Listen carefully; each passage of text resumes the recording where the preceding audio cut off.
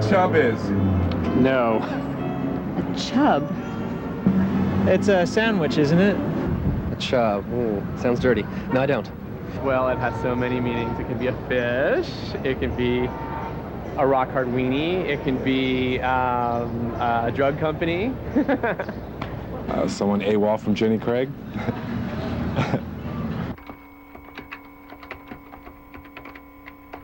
By the time I was 18, 19, I was in college. I decided it was time that I came out of the closet. Even in Maine, finally word drifts up that there are other gay people in the universe, and even other gay people in Maine. And I thought to myself, wow, this group of people is so repressed. They are going to welcome with open arms anyone who wants to support them.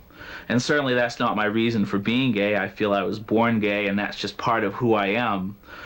But I thought, gee, if I come out of the closet, if I have the courage to do that like I've done other things, finally I'll be with a group of people who will accept me, who will understand, who will embrace all of me.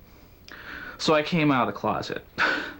And I decided, okay, here's what we're going to do. And it was some trying times. I virtually had a nervous breakdown during the process. It was terrible because, you know, I was afraid to tell my parents. And about the first 4 close friends, or people I thought were close friends that I told, they rejected me out of hand. But as the building process continued and I started surrounding myself with better people who accepted me, I kept running into this barrier. I kept meeting these guys who were really nice. There are some out there, believe it or not. And I get to know them and we get really close. But there'd be this barrier, and it was oftentimes, I can think of one person in particular, we were really, really close. Close to the point where I was even cooking for him, you know? But yet, he did not want to be seen out with me, holding his hand, or doing anything that was remotely sexual. You know, I'm not talking about doing anything overt in the park or whatever on a bench. I'm talking about just holding hands or caress, whatever you do with your lover when you're out in public. That's not what he wanted. He was ashamed because I was overweight. That was a terrible blow to me. I couldn't understand how people who the whole world sometimes was against could look at their brothers or sisters and so shallowly look at them. You know, it seems as though folks who've been through lots of things are usually deeper. They have a better understanding of the world around them. They have a better understanding of what people really are like inside. And yet still, in the group of people who should have the most compassion, who should be able to see past the physical part, here was the group who I sometimes found the most rejection from. Do you know what a chaser is? Chaser, that's liquor or something. It's a drink or something. Someone on that aimless search? It can be a beer after you have a vodka, can it? Or something like that. Or, yeah. Oh, a chub chaser. That's a guy. Yeah, you go for fat guys. Yeah, it does. I've always been sort of like open to being gay, but I was always very closeted about my attraction to heavy men when I was younger. I think that I was sort of embarrassed by it because, you know, it wasn't like accepted. I would be one of those guys that would go to a club or a bar and see a heavy man and not say anything because I would be embarrassed to admit that I found the guy attractive. And I would go along with the crowd. Everybody else would say, oh, look at that hot number over there. And he's like skinny as a rail. But I met a guy by the name of Tom McCann. And he was the first person I ever knew who was open about being attracted to heavy men. And it made me think, you know, it made me realize that's who I was. And it helped me deal with it. And now I'm, you know, like, everybody knows Tony likes big men. That's part of who Tony Brown is. And it helped me with my artwork, too, because at that time I wasn't really allowing myself to paint what I wanted to paint. But when I became comfortable and at peace with myself in terms of what I really, really enjoy visually and who I would like to have as a life mate. It helped me express myself through my artwork.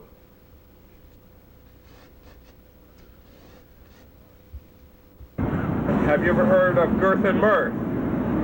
Not a magazine. Girth and Mirth? No, Girth and Mirth. Girth and Mirth. Yeah, no, not precisely, but I could imagine what it is quite easily. Some Mirth. Yeah, sure, okay. Gotcha. What have you heard That's about what I Girth thought. and Mirth? Not about, I can just imagine what it means. Measure around, and Mirth is how broad. Sure. I've heard of them. What have you heard? An organization for someone on that aimless search looking for the big fellow. The first Girth and Mirth conversion I went to was in '88, and that was in New York. And then they had another one in '89 in California. I didn't go to that one. And 1990 they had it in Chicago, and I went out to Chicago, and that was a real, real good time. And I had such a good time that I decided that I should go to the conventions every year. My first convergence was quite an eye-opening experience, and it was nothing short than a revelation for me. By the time I got in there, I'd been receiving newsletters from a couple of the clubs, and I had an idea of what to expect. And I went up to Boston, and by that time I was known as Tony Brown Artist and the guy who paints the chubby guys. So we decided to have a little art show in the hospitality suite of the Philadelphia Club. And they advertised it, and I became sort of like a mini celebrity at the time. I'd heard that this Tony Brown person was showing some artwork. And so I thought to myself that perhaps would be another good stop, because I'd never seen such a thing before, and that would be at least interesting. And so I dried off and changed, and I found the room number that he had his display in. And I walked through the door, and on the walls there were all these paintings that looked like me. And I was absolutely stunned. When he walked into the room, it was as if one of my paintings came alive, because I realized that I had been painting him all of these years, and it was sort of like instant. Tony came over to me immediately and started talking with me. And the first thing, I just couldn't believe that here was this absolutely gorgeous man.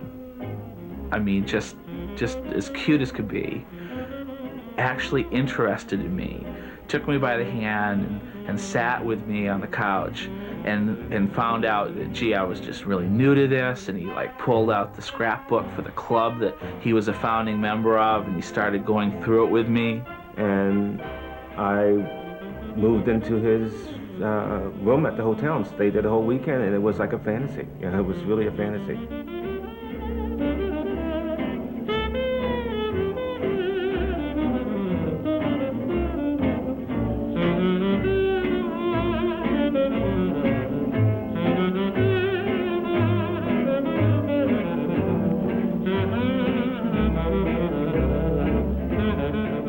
But it was beyond a fantasy, because once we got to know each other, we knew we had more in common than just the physical. And we're lovers today. You know what a gator is? Like off the diving board. Like in swimming. Like in Florida. Gators, as in Florida. Gators, is that with a Y or a T? Well, I would assume a gainer is someone who goes out of his way to gain weight. Well, I can't see the weights. You weigh 325? 320. Okay, take your stuff off. Happiness came after I acknowledged the fact that I wanted to get fat. After I embraced it and made it part of my life. It wasn't such a fight. I really had to fight the desire to gain for years. And I say years because I felt it since I was a teenager, in my early teens. much of yourself.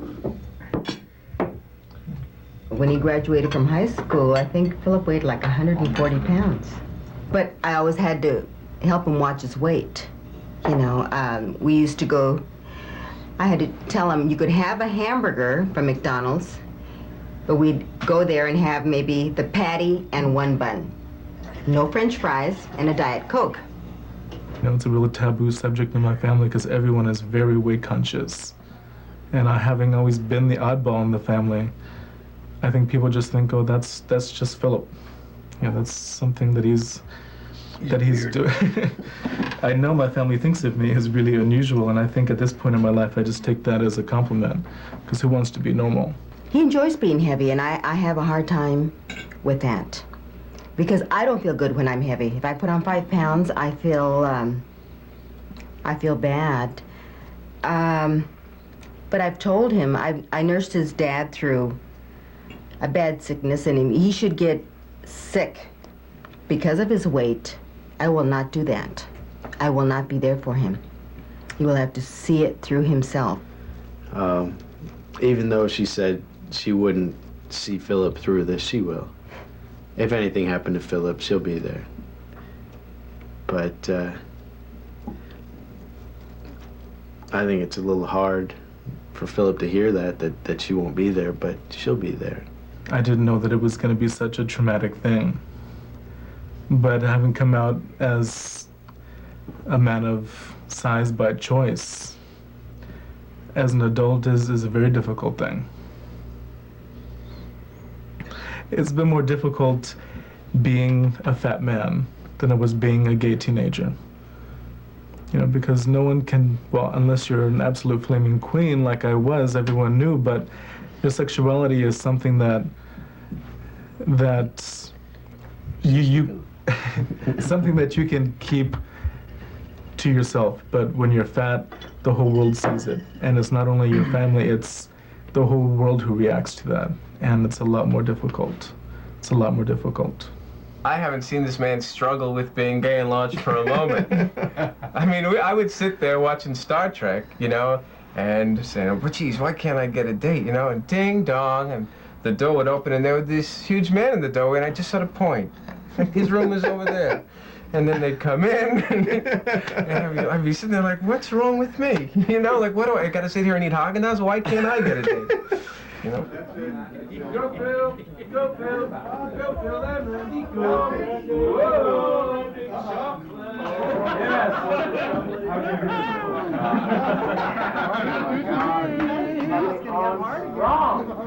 Ooh, baby. When was that a problem?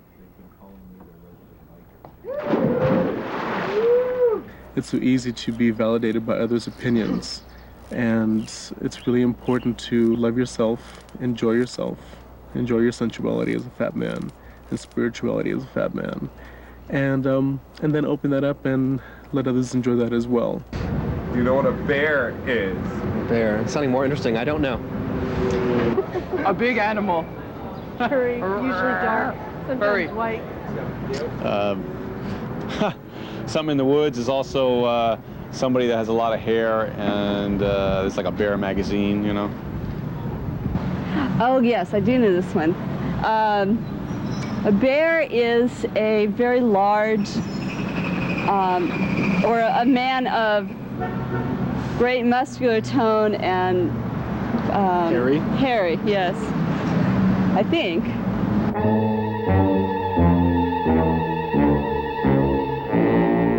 If you go down in the woods today, you're sure of a big surprise. If you go down in the woods today, you better go in disguise.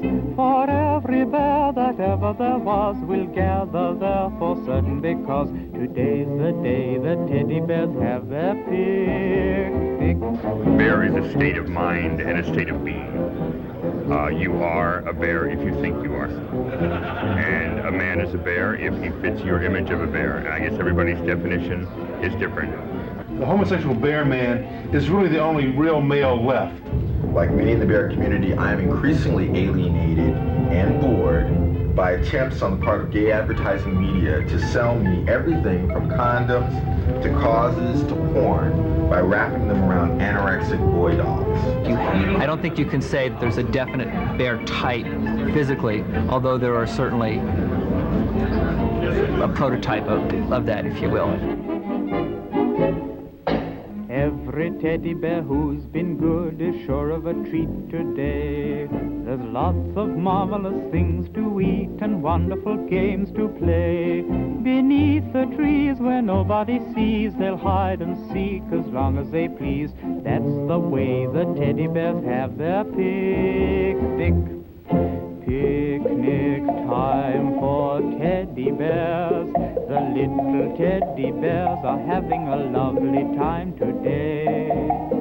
Watch them, catch them unawares, and see them picnic on their holiday.